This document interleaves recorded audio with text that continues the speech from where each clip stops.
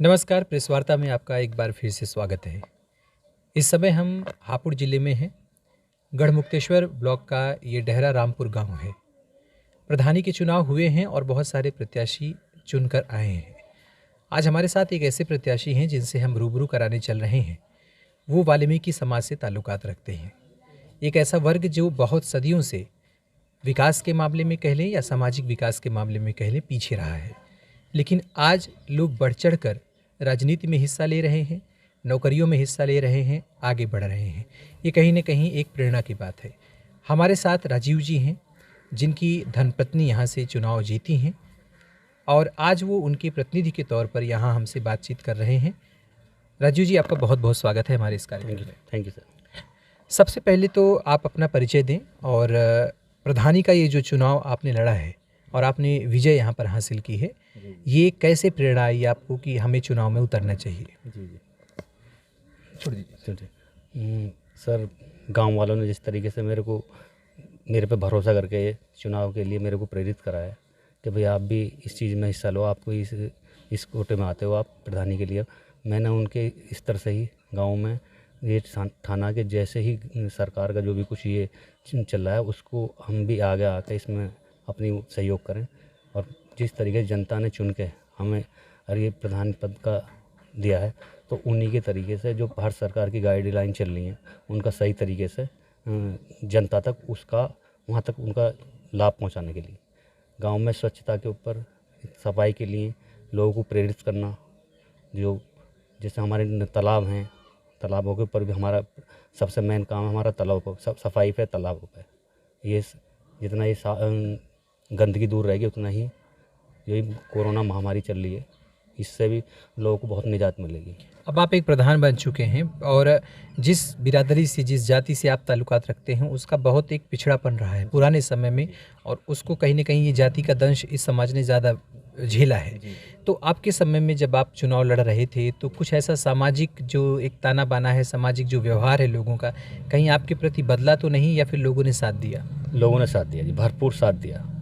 लोगों ने विश्वास जताया कि ये समाज ऐसा है कि ये हमेशा साथ रहा है हर किसी के। आगे आके इसने बढ़ चढ़ के इसने आदमी के साथ में पूरी हिस्सेदारी अपना वो करा है।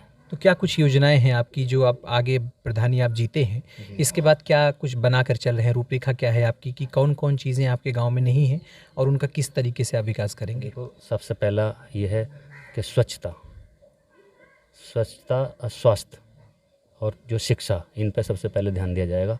हमारा जो पहले प्राथमिकता इन चीज़ों पर है। गाँव में अगर साफ़ सफाई रहेगी तो ये बीमारियाँ सब दूर रहेंगी, ठीक है। और जो बच्चों की जो शिक्षा है उस पर ज़्यादा ध्यान दिया जाएगा, ठीक है। जो भी मतलब जनता ने हम पे जिस तरीके से भरोसा करके हमें प्रधान पद दिया है उन पे खरा उतरना और बढ़ चढ़ के इन जो भारत सरकार की योजना चल रही है उनको वहाँ तक पहुँचाना। जो गरीब और कमज़ोर लोग हैं उनका सदुपयोग करना, जो दुरुपयोग होता आ रहा है उससे कतई अपने तरीके से काम करना है। तो शिक्षा की बात आपने की, तो शिक्षा को लेकर के क्या बेहतर सुधार करने की आप यहाँ पर अब योजना बना रहे हैं? शिक्षा में ये है, गरीब बच्चे हैं उनको वहाँ तक उनको उस शिक्षा जो आ रहा है वो कुछ नहीं मिलता जो गवर्नमेंट से आता है। उस शिक्षा पर कम ध्यान दिया जा रहा है, लोगों को जागरूक नहीं कर रहे। लोगों को उनके घर घर जाके मैंने जागरूक करना है जनता को साथ लेके। पढ़ाई लिखाई का एक स्तर जो है वो आपकी बिरादरी में कम है और मेजॉरिटी आपकी यहाँ पर पिछड़ी जातियों की ज़्यादा है। तो उनके लिए जो सरकार की योजना होती है, विशेष वर्ग के लिए जो योजनाएं होती हैं, उसके तहत कुछ काम करवाने का आप प्रयास करेंगे यहाँ पर? जी, वो मुख्य एजेंडा है वो जो पिछड़ी जाति हैं और एससी जाति में हैं, इन लोगों के उनको इस चीज़ के लिए प्रेरित करना पढ़ाई के लिए। और जो हमारा जल समस्या चल रही है, जल ही जीवन है, जल को जो वेस्ट लोग बहा जा रहा है उस पर भी काम करना है। लोगों को जागरूक करना है कि जल है तो जीवन है, नहीं तो उसको जो वेस्ट कर रहे हैं उसको लोगों को समझाना। उसके कुछ वर्ग ऐसा होगा आपके समाज में, या जो कह सकते हैं कि आपके विपरीत चुनाव लड़े होंगे, कुछ अलग तबकों के लोग जुड़े होंगे, कुछ सवर्ण जुड़े होंगे, कुछ उच्च जाति और निम्न जाति, सब तरह के लोग चुनाव लड़े होंगे। मतभेद की स्थितियां एक अलग विषय होता है कि उनके अंदर होगा, लेकिन व्यक्तिगत तौर पर आप किस हिसाब से जो सौहार्द है, भाईचारा प्रेम है, उसको किस हिसाब से बनाएंगे? वो यहाँ पे हमारे गांव में ऐसा कुछ नहीं है। सब प्यार मोहब्बत से रह रहे हैं।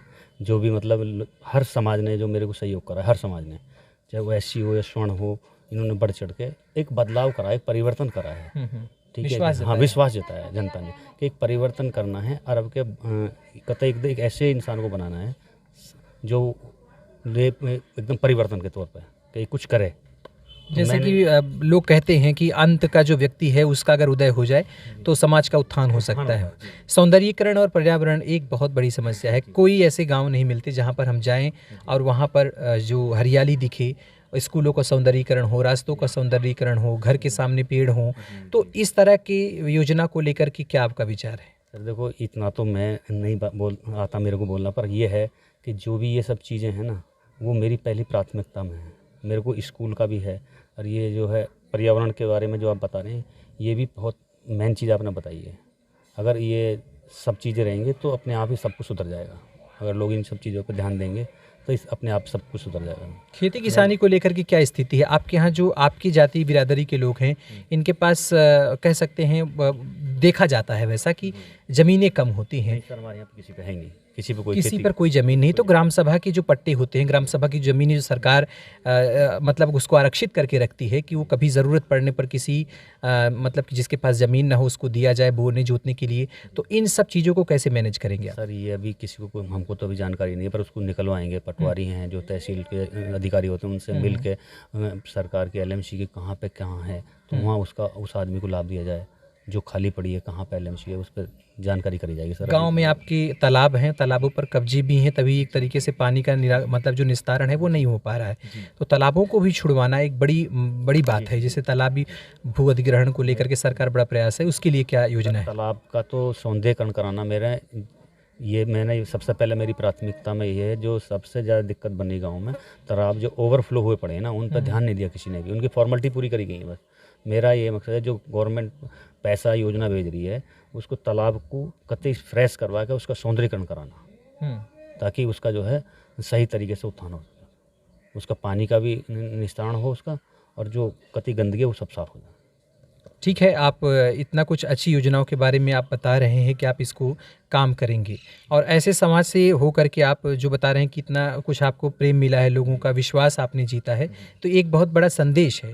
खास करके उन लोगों के लिए संदेश है जो इस विषय पर सोचते हैं कि जातियों को जिस नज़रिए से वो देखते हैं, उसके लिए एक उदाहरण पेश किया है राजीव जी ने यहाँ पर इस ग्राम सभा से चुनाव जीत करके। और उनका कहना है कि लोग उन पर विश्वास करके उनको वोट दिए हैं और उस विश्वास को आगे भी वो पूरी तरीके से निभाएंगे, गाँव का विकास करेंगे। चैनल के माध्यम से आपका कुछ संदेश अगर हो तो वो कह सकते हैं आप। और चैनल के माध्यम से यही है कि मेरे देखो इतना बड़ा वक्ता तो मैं नहीं हूँ, पर यह है जिस उम्मीद से लोगों ने मेरे पे विश्वास करके और मेरे को इस लायक बनाया है ना, मैं उनकी उम्मीद पर खरा उतरूँगा हर जगह। जो भारत सरकार की जो भी कोई योजना है उसको वहाँ तक पहुँचाऊँगा जहाँ तक मेरे प्रयास रहेगा, जिन लोगों को मिलना चाहिए वो। और स्वच्छ भारत, स्वस्थ भारत बनाने का मेरा भी सपना है, अपने गाँव को स्वच्छ बनाना और स्वस्थ है। हमेशा से वाल्मीकि समाज ही स्वस्थ और स्वच्छ समाज का कार्य करता रहा है। आज भी मेहतर और भंगी जिस शब्दों से इनको नवाजा जाता है, लोग प्रयोग करते हैं, आज भी नाली से लेकर के बड़े बड़े गटर को साफ़ करने के काम भी इन्हीं को सौंपे जाते हैं। तो हम इन्हें उपेक्षित न समझें, बल्कि कहें कि गंदगी और समाज से जो एक अव्यवस्था है उसको हटाने का काम यही समाज करता रहा है। इस उद्देश्य के साथ राजीव जी चुनाव में आए हैं, जीते हैं और आगे अपने इस समाज का काम करेंगे। प्रेस वार्ता से विवेक रंजन, धन्यवाद।